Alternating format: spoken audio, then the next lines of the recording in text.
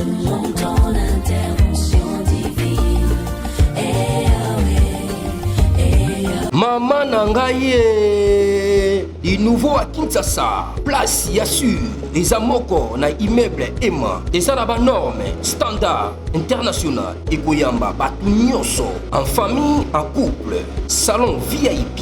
Et salle à manger, salle de bain confort et magistral et des chambres à coucher, cuisine Kafou. Sécurité, ils a assuré. Connexion internet illimitée, Facebook, TikTok, WhatsApp. Et à Ophélie, groupe électrogène 24h/24h. Courant et Kindakate. Na immeuble Emma. Notre adresse dans la commune de Kalamou, quartier Yolosi, avenue Balinga, numéro 9. Soyez les bienvenus. Immeuble Emma.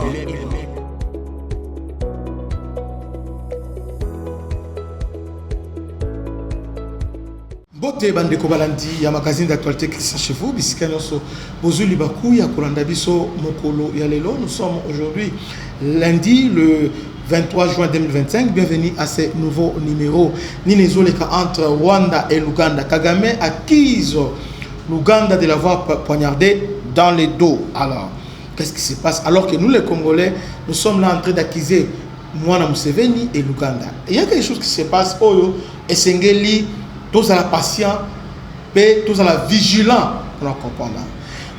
Avant de commencer, je voulais vous expliquer une chose. Félix a sa naïveté, et a sa humilité. Ayebi oyo azali kosa. Vous savez, les problèmes il y a Congo, surtout il y a Est, il y a Congo, c'est un problème tellement glissant.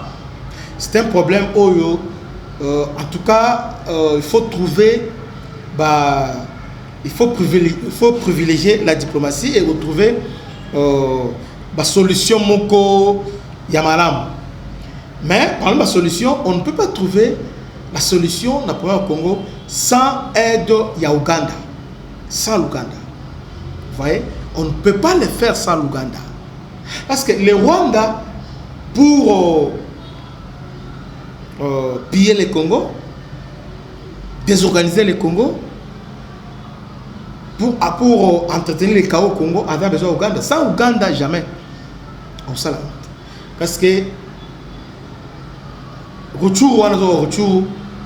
c'est l'Ouganda, Babunagana, il a besoin de ça.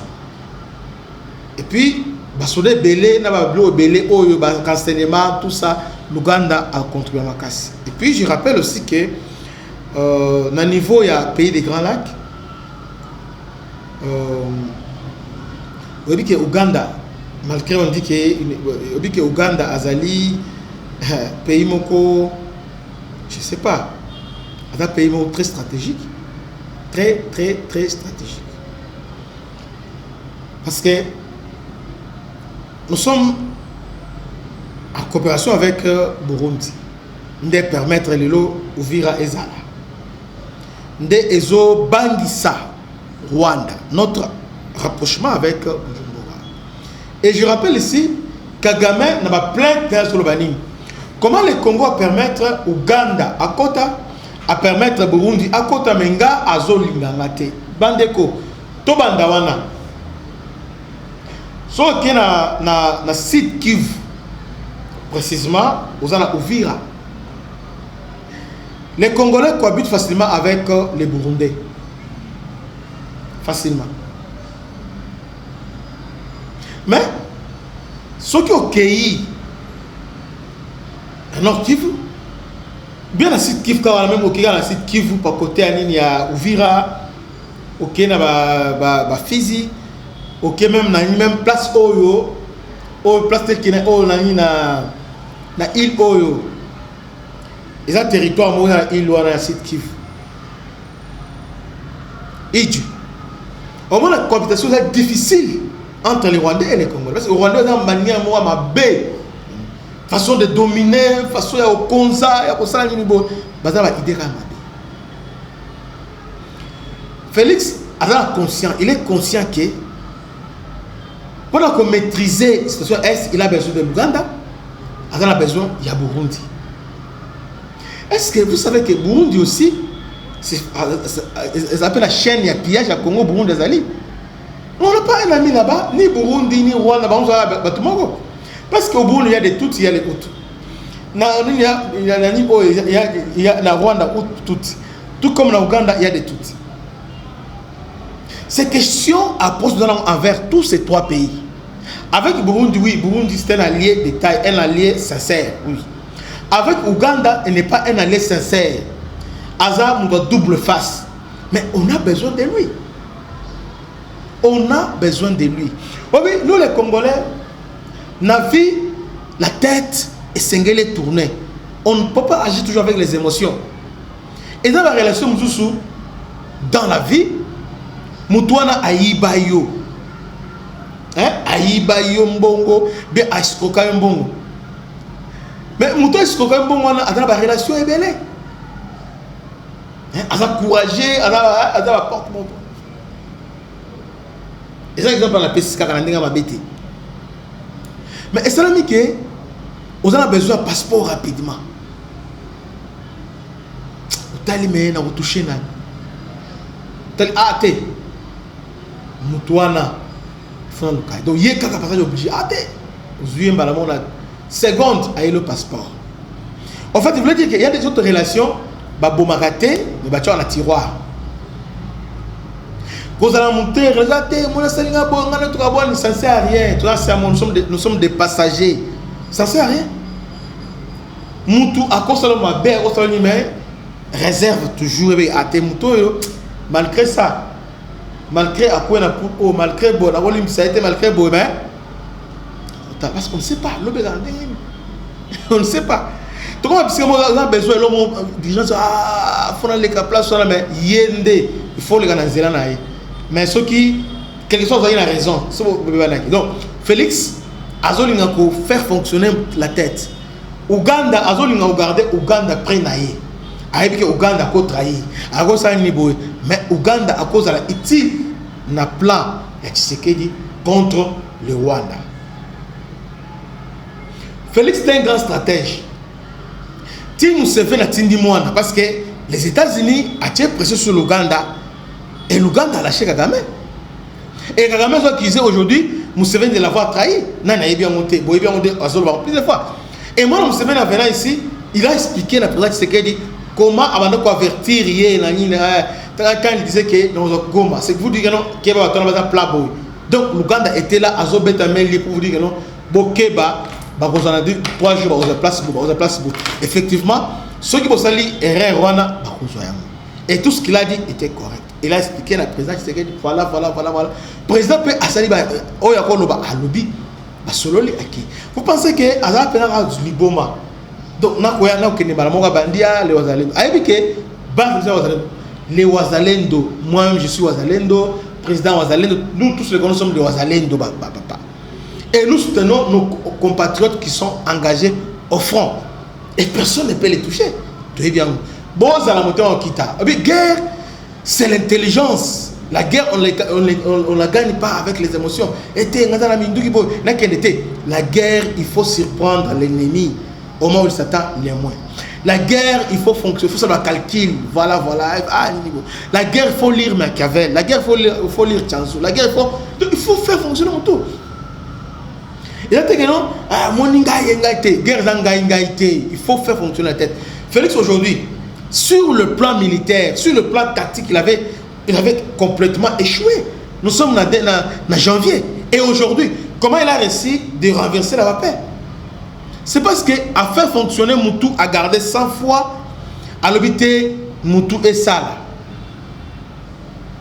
Moutou et Sal et Sal. Et puis, il a les kaki. Lorsqu'il a été en janvier, bon, je vous rappelle que moi aussi, nous avons analysé en Mingi. Nous sommes le mois de janvier. Pas Ouganda, Bazui Goma. Février le 14, pas Bazui Bukavu. Tant Bazui Bukavu, les bandits sont côté Animi, calcule directement, Bazonga, na Grand Nord. Et directement, c'est l'Ouganda qui vient pour dire que activer le mécanisme défensif et s'engager à la Congo pour protéger les ougandophones. Langage de l'Imabé ou Alobaki. Mais est-ce que vous voyez que na moment on a Butembo donc Lubero d'abord centre c'est qui déjà bon na habité à moins que na zalanga moko na zo la makambo mais mutu nyonso oyo aiba makambo bien Lubero centre déjà barabel déjà bon il y avait de la panique le FRDC ba o Serwana ils ont commencé à piller à créer panique déjà na niveau ya Lubero déjà ils sont partis population en débandade il a fallu ba Ougandais de ba intervenir les Ougandais sont entrés voyez ba rassurer la population bon dans la climat aussi longtemps que nous serons là M23 comme arrêté ils ont obligé M23 de se retirer na je crois 5 km 15 km bazonga alimbo mais c'est quand même si le plan stratégique il marchait parce que il y a que ceux qui Butembo Koyaka rien que Butembo c'est une ville une grande ville il y a que Butembo c'est une ville commerciale na Kivu. Donc, dans Kivu, Grand Kivu, à Butembo, c'est pas n'importe quelle ville. Et Ben aussi, c'est le plus peuplé. Vous voyez? Et un symbole de résistance. Butembo, c'était fini. Mais grâce à... Aussi, Félix se disait que Ouganda, votre ici était Ouganda. Donc, on a réussi au moins à amortir pression Yaba M23. Le nom de Félix Azali, Mambozo normal, parce que Moutou est Salaki, il n'a pas cédé aux émotions, il n'a pas cédé au chantage, il n'a pas paniqué. Félix, bravo papa. N'abengolo papa parce que ce que vous avez fait, tu vas critiquer mais au fond de Kimia. Tipo Loba, lui, tu vas récupérer. Va critiquer yo, aujourd'hui, je ne négocierai jamais. Mais on a négocier parce que au bando le bani, tu vas comprendre. Quand je ne négocierai pas le bani, mixage, brassage, n'a pas ça là à côté. Et aujourd'hui, on a contredit à ça à saler à côté. Il n'a pas fait ça. Il n'a pas fait ça. Preuve est que même dialogue ou non pas bananga ne va contacter. Alors, tous à quand même compréhensible. Tu comprends que guerre oyo Ouganda, Azo Berger, Ouganda, Bisika Oyo, rébellion dans son Congo, ils ont tourné. Même M23, même Kabila, c'est l'Ouganda. Alors, on ne peut pas se donner l'Ouganda, il faut garder un œil sur l'Ouganda. Donc, pour nous combattre bien l'ennemi, il faut s'approcher de lui. Pour Félix, être loin, isoler Ouganda, sur le plan stratégique, ils ont erreur grave. Tous les stratèges sont tenus en réflexion. Si Félix a isolé Ouganda, ils ont erreur grave. Si Félix a tiki ba émotion dans la progression à moi dans Museveni, ils ont erreur grave. Mais qu'est-ce qu'on fait? Et aujourd'hui, nous sommes là. Nous sommes là. Nous sommes là. Peu importe ce qui va se passer, mais ce qui est vrai, Kagame moi et non, on l'a isolé et Ouganda a signé. Est-ce que, bon, tu as une vidéo, il y a moi dans Museveni, phare de ces mots, même général Kakule, général Osom, général au mandat d'opération, il y a Ituri, était là, Mandevu était là. Tout le monde, il était là. Donc, ils ont bâché tout le monde, ils ont armé ougandais. Et puis, Museveni a monté. Il y a une conduite de délégation. C'était l'armée ougandaise qui était là. La crème de l'armée ougandaise. Même quand le président les a réussi, au moment où il a monté, il y a une délégation de vingtaine de personnes. Les généraux, ils étaient là. Sololi. Et puis, tout le monde, m'a monté à une tête parce que tous les généraux étaient là, Talabo. Et puis, il a expliqué Talabo, le reste là, ça ne nous concerne pas. Tu as vu qu'avec l'Ouganda, et jusque là, moi je crois que Makambo, ils ont kende qui toque au bandé. Tout c'est déjà la émotion. Et puis, nous avons une faiblesse sur les Congolais. Et si vous me donnez les voices, bandé, on a partagé. Et puis, moi, je suis venu à comprendre que Congolais sont faibles. Soit bandé partagé. Mais au moment où on a besoin de Kenya, nous devons réfléchir. Et à un moment donné, laissez-les. Petit cas. C'est important, c'est belleté, comme si nous sommes bien harmonie. Non. Et c'est ça. to juger bango na ba acte.